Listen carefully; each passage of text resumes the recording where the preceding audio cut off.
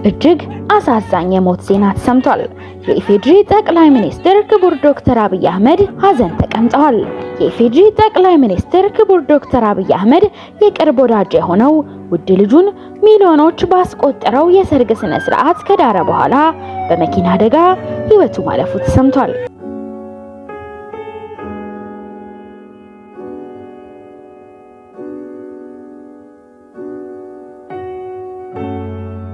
ዶክተር ተፈራ መክት የሙሽራዋና የፓይሎቷ ማህሌት አባት ከዚህ ዓለም በሞት ተለይተዋል። ጠቅላይ ሚኒስትር ክቡር ዶክተር አብይ አህመድ የተገኙበት እጅግ ግዙፉ የሀገራችን ሰርግ።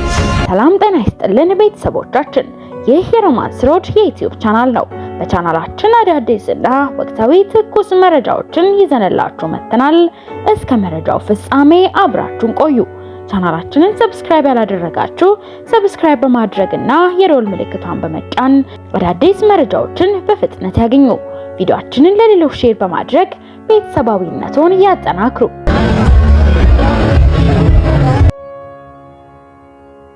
የኢፌዴሪ ጠቅላይ ሚኒስትር ክቡር ዶክተር አብይ አህመድና ባለቤቱ ቀዳማዊት እመቤት ዝናሽ ታያቸው ሀዘን ገጥሟቸዋል። ከቀናት በፊት በኢትዮጵያ ታሪክ ተሰምቶም ተደርጎም የማይታወቅ አነጋጋሪ ሰርግ መደረጉ የብዙሃኑን ቀልብ ሳበ። እጅን በአፍ ላይ ያስጫነ ትልቅ ርዕሰ ጉዳይ ነበር። የብዙሃኑን ቀልብ ሳበው ብዙ ሚሊዮኖችን የፈጀው ይህ ሰርግ ሁለት ካፕቴኖች ለመጀመሪያ ጊዜ የተጋቡበት፣ በተለይም የዶክተር ወርቅነህ ገበየሁ ልጅ ካፕቴን አማኑኤል ወርቅነህና ካፕቴን ማህሌት ተፈራ ሰርግ ከሰሞኑን እንደተደረገ ይታወቃል። ይህ አነጋጋሪ ሰርግ እስካሁን ድረስ በኢትዮጵያ ታሪክ ለመጀመሪያ ጊዜ መሆኑ ተነግሯል። ታዲያ የብዙሃኑ መነጋገሪያ ርዕስ የነበረው ይህ የሰርግ ስነ ስርዓት ከተፈጸመ በኋላ እጅግ አሳዛኝ ዜና ተሰምቷል። ዶክተር ተፈራ የሙሽራዋና የፓይለቷ ማህሌት አባት በመኪና አደጋ ከዚህ ዓለም በሞት ተለይቷል።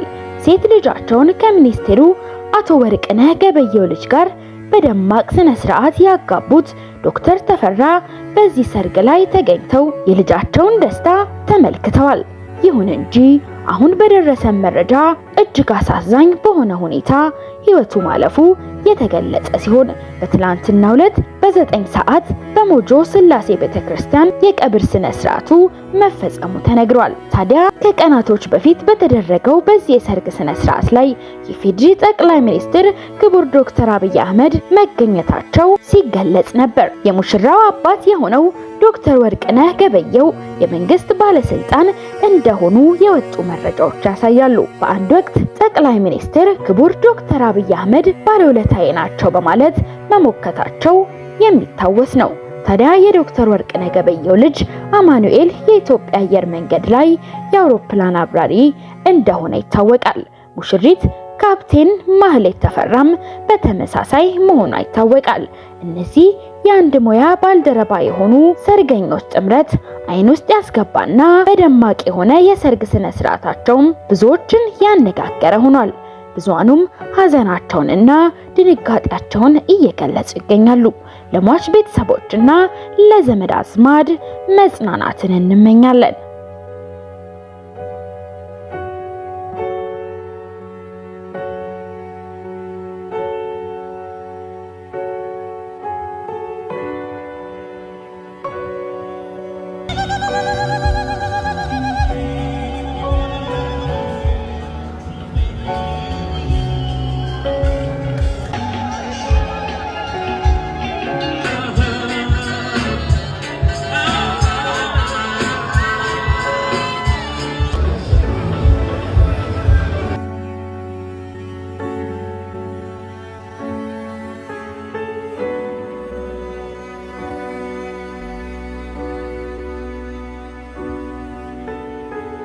ጠቅላይ ሚኒስትር ክቡር ዶክተር አብይ አህመድ የተገኙበት እጅግ ግዙፉ የሀገራችን ሰርግ በዛሬው ቀን በወዳጅነት ፓርክ እየተከናወነ ነው የሚገኘው።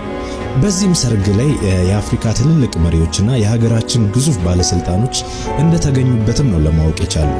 ይህም ሰርግ የክቡር አምባሳደር ክቡር ዶክተር ወርቅነህ ገበየሁ ልጅ ካፒቴን ቴዎድሮስ የሚያገባበት ሰርግ ሲሆን በዚህም ሰርግ ላይ ሙሉ አዲስ አበባ በዛሬው ቀን በልዩ ልዩ እንግዲህ መኪኖች ታጅባ ደምቃ ነው የምትገኘው። በጣም አሳዛኝ መረጃ ተሰምቷል። ዶክተር ተፈራ መክት የሙሽራዋና የፓይለቷ ማህሌት አባት ከዚህ ዓለም በሞት ተለይተዋል። በቅርቡ ሴት ልጃቸውን ከሚኒስትሩ አቶ ወርቅነህ ገበየሁ ልጅ ጋር በደማቅ ሰርግ ያጋቡት ዶክተር ተፈራ በዚህ ሰርግ ላይ ተገኝተው የልጃቸውን ደስታ ተመልክተዋል። ይሁን እንጂ ትላንትና ማታ ለጉርሻዎች በደረሰው መረጃ እጅግ አሳዛኝ መረጃ ደርሶናል ሲሉ ይህንን አስነብበዋል። በትላንትናው ዕለት በሞጆ ከተማ በደረሰ አደጋ ሕይወታቸው ያለፈው ዶክተር ተፈራ መክት የቀብር ስነ ስርዓታቸው ዛሬ በ9 ሰዓት በሞጆ ስላሴ ቤተክርስቲያን ተፈጽሟል። ሙሽሪት በሐዘን ልቧ ተሰብሯል። ለቤተሰብ ለወዳጅ ዘመድ መጽናናትን እንመኛለን። ስነበር ይቅርታ መላእክት ጾታ የላቸውም ይላል እኮ እሱን ጥቅስ መንፈስ ነው። መላእክት ታነብላቸው ጥቅሱን ታውቀዋለህ? ዕብራውያን ላይ መላእክቱን መናፍስት የሚያደርግ ይላል። ላውጣ ቆይ።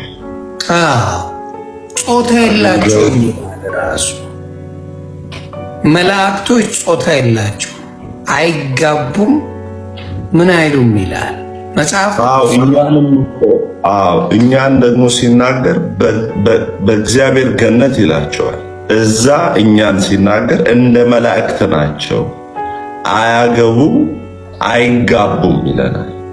ስለዚህ መላእክት ጾታ እንደሌላቸው ስፒሪት ናቸው። ስፒሪት ቢንግ ናቸው። ስፒሪት ቢንግ ናቸው። አይታዩም።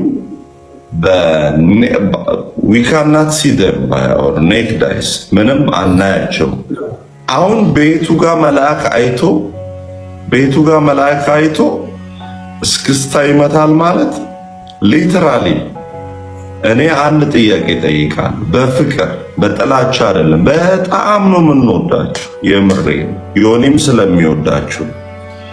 ለምን ማርያምን ትጠሏታላችሁ? ለምን መላእክትን ትጠላላችሁ? ለምን የመላእክትን ክብር ዝቅ ታደርጋላችሁ ነው የኛ ጥያቄ። የተወደደውን የተቀደሰውን መልአክ እግዚአብሔር ጌታ የኢየሱስ ክርስቶስን መምጣት ያበሰረ ፕሪሺየስ የሆነ መልአክ እግዚአብሔር ያከበረውን መልአክ ማለት ነው። እግዚአብሔር ያከበረውን መልአክ እስክስታ ይመታል ብለን ሀበሻ ማድረግ በጣም በጣም በጣም በጣም ይሄ ትክክል አይደለም። ማቴዎስ 22 ቁጥር 30 ላይ ላንብብ። ማቴዎስ 22 ቁጥር 30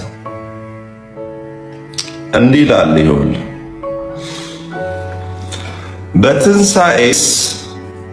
በትንሣኤስ እንደ እግዚአብሔር መላእክት በሰማይ ይሆናሉ እንጂ አያገቡም አይጋቡም። ምን አለ?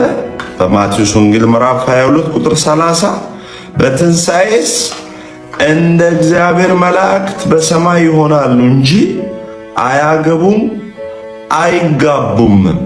ስለዚህ ምን ማለት ነው? መላእክት መናፍስት ናቸው፣ ማየት አንችልም። ሀውማች በጣም ሂዩጅ ናቸው፣ ልናያቸው አንችልም። ምናቸው? መናፍስት። ዕብራውያን ላይም ሲናገር መላእክቱን ይላል መናፍስት የሚያደርግ አገልጋዮቹንም ኦኬ እሳት አድርጎ ማለት ነው። ምን የሚገልጥ። ስለዚህ መላእክትን ሲያስቀምጥ ምንድነው? መንፈስ አድርጎ ነው የሚያስቀምጠው። ስለዚህ ማን አየ መላእክትን? ማን አይቶ እንዲህ ነው መልአኩ እንዲህ ነው ብሎ ተናግሮ እንዲህ ነው አፍንጫው እንዲህ ነው።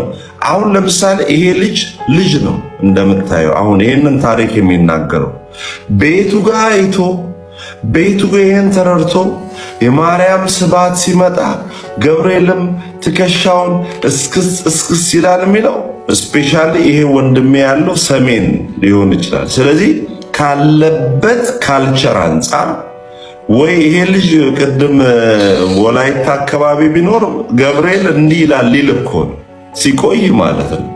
ሰሜን ስላለ እሱ ምን ያደርጋል? እንዲህ ነው የሚለው። ደግሞ ደቡብ ቢሆን አይ ወላይትኛ ሲጨፍር ነበረም ሊል ይችላል። እንዳለበት ካልቸር። ለምን ሃይማኖት የሚመሰርተው እንዳለህበት ካልቸር ነው። ሃይማኖት ላይ የሀበሻ እግዚአብሔር ብቻ አድርጎ ያስቀምጣል። እግዚአብሔር ሀበሻ ባይዘው መላእክት እኮ እዚህ ጋር ብቻ አይደለም። ማርያም እኮ እዚህ ጋር ብቻ አይደለም። ማርያም ለፍርድ ተገልጣለች በእንትን በኦርቶዶክስ አስተምህሮ ማርያም ለፍርድ ተገልጣለች። ኢቭን ኢፍ የተፈረደባቸውን ሰዎች ራእየ ማርያም ላይ ሄዳችሁ ተመልከቱ። ኢቭን ኢፍ የተፈረደባቸውን ሰዎች ጌታ ኢየሱስ ክርስቶስ እየወሰደ ያሳያታል። ይሄ ምን አድርጎ ነው? ሮብ ዕለት ጾም ገድፎ ነው። ጳጳስ እኮ ነው። ይሄ ምን አድርጎ ነው? ሲኦል ወስዶ ያሳያታል። ይሄ ምን አድርጎ ነው? ሮብ ዕለት ጾም ገድፎ ነው። ስለዚህ ሲኦል ውስጥ ገብቷል። ያንን ታሪክ ስትሰማ ምን ታረጋለህ መሰለህ? ሮብ ዕለት ጾማለሁ ትላለህ። በማስፈራራት ውሸት በአይምሮ ውስጥ በመክተት ማለት ነው። ስለዚህ መላእክት they are busy። ይኸው ኢሳይያስ 6 ለመላእክት እንዴት አድርጎ ኢሳይያስ እንደሚናገር ተመልከቱ። ኢሳይያስ 6 ላይ ከቁጥር 1 ጀምሮ እንዲህ ይላል። ንጉሥ ኦዚያን ኢሳይያስ 6:1 ንጉሥ ኦዚያን በሞተበት ዓመት እግዚአብሔርን በረጅምና ከፍ ባለ ዙፋን ላይ ተቀምጦ አየሁት። የልብሱም ዘርፍ መቅደሱን ሞልቶት ነበር። ሱራፌልም ከእርሱ በላይ ቆሞ ነበር። ለእያንዳንዱም 6 ክንፍ ነበረው።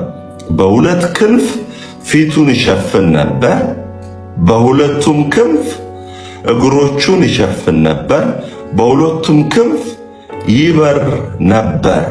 ከዛስ አንዱም ለአንዱ ቅዱስ ቅዱስ ቅዱስ የሰራዊት ጌታ እግዚአብሔር፣ ምድር ሁሉ ከክብሩ ተሞልታለች እያሉ ይጮሁ ነበር።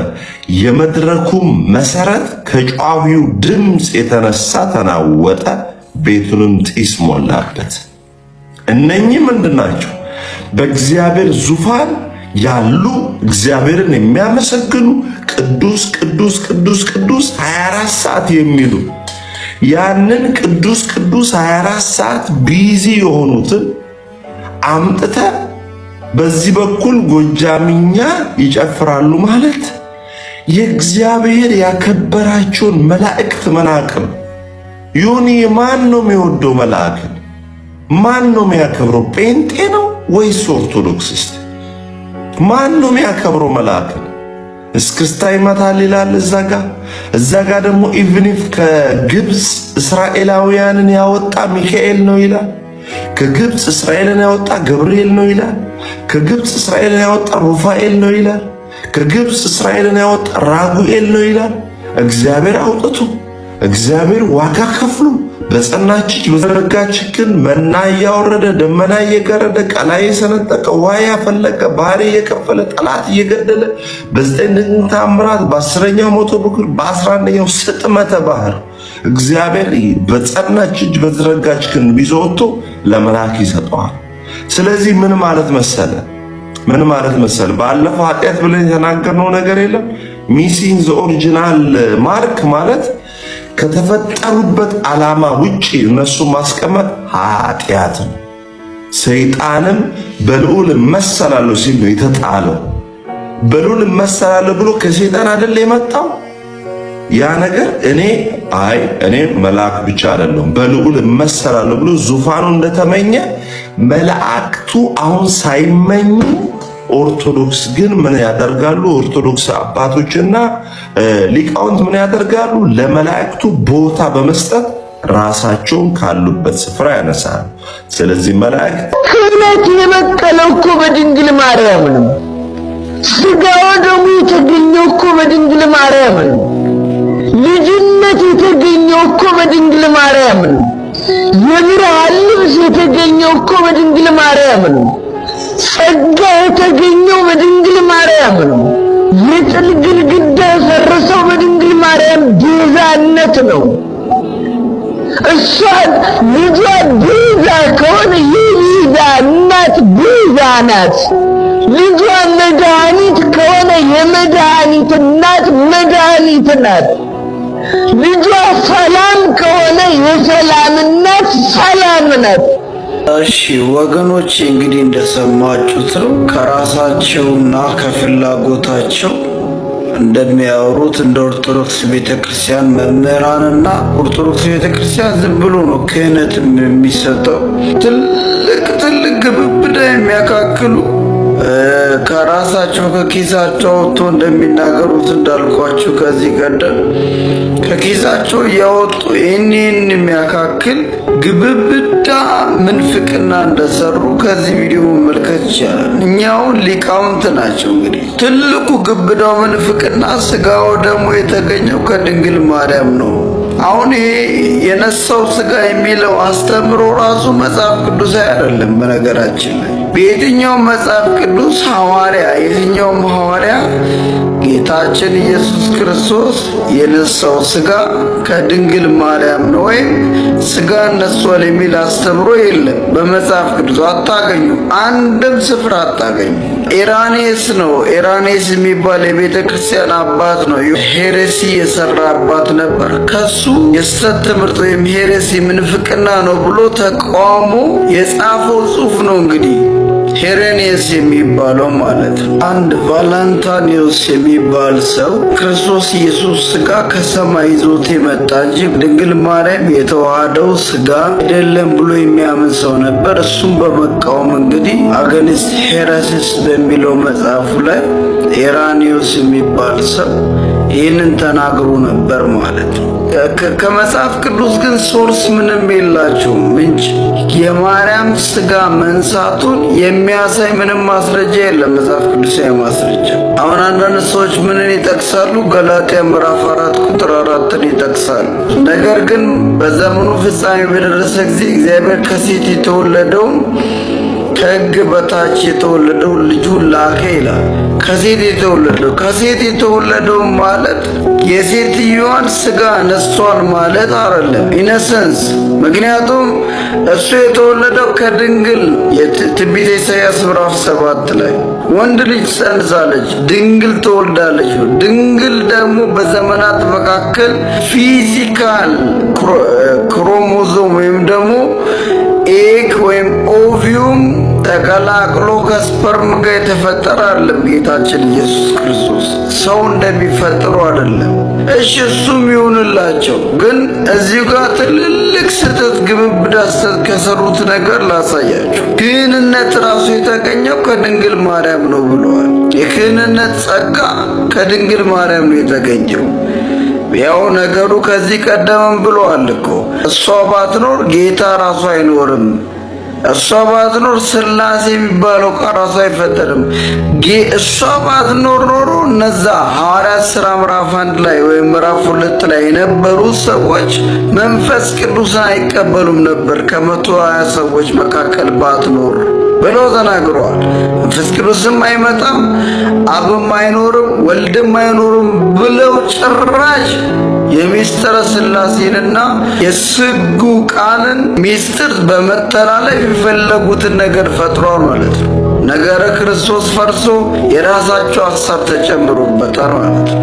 ትምህርተ ሥላሴን የሚሰነጥቅ ነገረ ክርስቶስን የሚሰነጥቅ እንዲሁም ደግሞ አልፎ ተርፎ ሜሪዮሎጂን የመለጠጥ ስራ ነው ሄደው እየሰሩ ያሉት። ከዛም አልፎ ለጥጠው አጋንንታዊ ትምህርትን እንደዚህ ሰርጎ ያስገባሉ።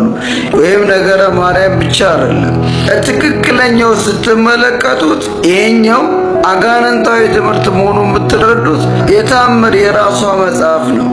ጭራሽ አልፎ ልጅነት የተገኘው በሷ ነው ብለዋል። እንግዲህ እኚህ ሰውዬ ልጅነት ራሱ የተገኘው በድንግል ማርያም ነው ሲሉ ሰምታችኋል። ጸጋም የተገኘው ከድንግል ማርያም ነው ብለዋል። መጽሐፍ ቅዱስ ግን ምንድነው የሚለው? ይኸው በዚህ በገላትያ መልእክቱ ወደ ገላትያ ሰዎች ምንድነው ያለው? ሐዋርያ ቅዱስ ጳውሎስ ምዕራፍ 3 ቁጥር 26 ላይ በእምነት በኩል ሁላችሁ አለ በክርስቶስ ኢየሱስ የእግዚአብሔር ልጆች ናችሁ ነው የሚለው። እዚህ ጋር ግን እሳቸው ያሉት ምንድን ነው? ልጅነትን ያገኘነው በቅድስት ድንግል ማርያም በኩል ነው። ነገር ግን እዚህ ጋር የሚለን በእምነት በኩል ነው ያገኘነው። ይህንን ልጅነት ማንም በማመን እግዚአብሔር የላከውን ልጅ በማመን በክርስቶስ ኢየሱስ በማመን የእግዚአብሔር ልጆች ተደርገናል ነው የሚለው፣ ወይም ሆነናል ነው የሚለው፣ ናችሁ ነው የሚለው። ጸጋን ራሱ ያገኘነው ከክርስቶስ ኢየሱስ ይሆን እንደሆነ ዮሐንስ ወንጌል ምዕራፍ 1 ቁጥር 12 ላይ ለተቀበሉት ሁሉ ግን በስሙም ለሚያምኑት ለእነርሱ የእግዚአብሔር ልጆች የሆኑ ዘንድ ስልጣንን ሰጣቸው። ለተቀበሉት በስሙም ለሚያምኑት እንጂ በድንግል ማርያም ለሚያምኑት ወይም ደግሞ በድንግል በኩል ለሚያምኑት አይደለም የሚለው። አባቴ ይንቁባኩ ብዙ ተኝተዋል። እነርሱ ከእግዚአብሔር ተወለዱ እንጂ ከደም ወይም ከሥጋ ፍቃድ ወይም ከወንድ ፍቃድ አልተወለዱ። በቃ ይሄ ነው እውነታው። በእኔና በእግዚአብሔር መካከል መካከለኛ የሆነ ኢየሱስ ክርስቶስ ነው። አንደኛ ጢሞቴዎስ ምዕራፍ 2 ቁጥር 5 በሰውና በእግዚአብሔር መካከል ደግሞ ሰው የሆነው ጌታችን ኢየሱስ ክርስቶስ ነው። እሱ ነው መካከለኛ። ማርያም መካከለኛ ሆና አትገባም እዚህ ውስጥ። እኛ ከድንግል ማርያም የሆነልን ጸጋ የለም። ከጸጋ ላይ ጸጋ ነው የሰጠን በጌታችን በኢየሱስ ክርስቶስ ስናምንና እሱን ስንቀበል ነው። እዚህ ቁጥር 16 ላይ ምንድን ነው የሚለው? ከላይ ተመልከቱ። እኛ ሁላችን ከሙላቱ ተቀበልን፣ በጸጋ ላይ ጸጋ ተሰጥቶናል። ሕግ በሙሴ ተሰጥቶ ነበርና ጸጋ እውነት ግን ከኢየሱስ ክርስቶስ ሆነ እንጂ የሚለው ከድንግል ማርያም ሆነ የሚል የለም። ያገኘነው በክርስቶስ ኢየሱስ በማመን እንዲያውም በጸጋው ይጸድቃሉ። ሮሜ 3:21 ላይ ማለት በክርስቶስ በሆነው በቤዛነቱ በኩል ነው እኛ የምንጸድቀው። በድንግል ማርያም ቤዛነት በኩል አይደለም። እሷ ቤዛ ከሆነች ልጇ ቤዛ አይሆንም። እሷ አዳኝ ከሆነች እሱ ማዳኝ ከሆነ፣ ስለዚህ እሷ ማዳኝ እሱ ማዳኝ፣ ሁለት አምላክ አለ ማለት ነው። ስለዚህ ድንግል ማርያም አምላክ ናት ማለት ነው፣ በእርሷ አነጋገር ማለት ነው። እሱ ሰላም ነው እሷም ሰላም ናት ተብሎ አልተጻፈም። እኔ የምሰጣችሁ ሰላም ዓለም እንደሚሰጣችሁ ሰላም አይደለም ነኝ። ጌታ ኢየሱስ ሰላማችን ነው ብሎ ሐዋርያ ቅዱስ ጳውሎስ ደግሞ ተናግሯል። ሰላማችን እሱ ነው የሚለው እንጂ ሰላማችን እሷና እሱ ናቸው አላለም። የትኛውን የሐዋርያት ትምህርት እንደሚያስተምሩ ወይስ ደግሞ ከዚህኛው ከደረት ኪሶስና ከታችኛው ኪስ እየለቀሙ እንደሚያወጡ ነው እኔም የሚመስለኝ የሚገባኝ ማለት ነው። አይል መጽሐፉ ማይሉን ኬት እናምተዋኛታል። የጥል ግድግዳ ራሱ የፈረሰው በድንግል ማርያም ነው። ጥል ግድግዳ የፈረሰው በጌታችን በኢየሱስ ክርስቶስ ነው። እሷ ባትኖር እሱ ይኖራል። እሱ ዘላለማዊ አምላክ ነው። ዓለም ሳይፈጠር በፊት የነበረው ክብር ነበር። ያንን ክብር ትቶ በመምጣት ለኛ ሞተ እንጂ አንዱ ስለ ሁሉም ሞተ እንጂ ኢየሱስ ያለ የነበረ የሚኖር ነው። ራሱ ተናግሯል በአንደበቱ ሞቼም ነበርኩ አሁን ሕያው ነኝ፣ እኔ አልፋ ነኝ እኔ ኦሜጋ ነኝ ያለው እንጂ ትላንት በማርያም በኩል የመጣው ሕፃን ነኝ አላለም። ስለዚህ አሁንም እርሶ የታቀፈ ሕፃን የሚያስቡ ከሆነ አሁንም አእምሮ ደንዝዟል፣ ይፈወሱ። ኢየሱስ ክርስቶስ የሚታዘል ሕፃን አይደለም። አሁን የእግዚአብሔር ልጅ ነው። ነክሶ በአባቱ ቀኝ ተቀምጧል። ሞቶ ተመልሶ ሁሉን በእግሩ ስር ያስገዛለታል። በድንግል ማርያም የሆነ ነገር አንዳች የለም። እሷ ራሱ ጌታዬ ነፍሴን ያለችው እሷ ናት። መድኃኒት ያለችው እሷ መድኃኒት ሆና ጌታ ኢየሱስ መድኃኒት አይሆንም። ሁለት አምላክ የለም፣ አንድ አምላክ ነው ያለን። ስለዚህ ማርያምን ከዚህ ነገር አውጧት። 3 4ኛ ሥላሴ አድርጋችሁ ያስቀመጣችሁ መንፈሳችሁ ይመጣ።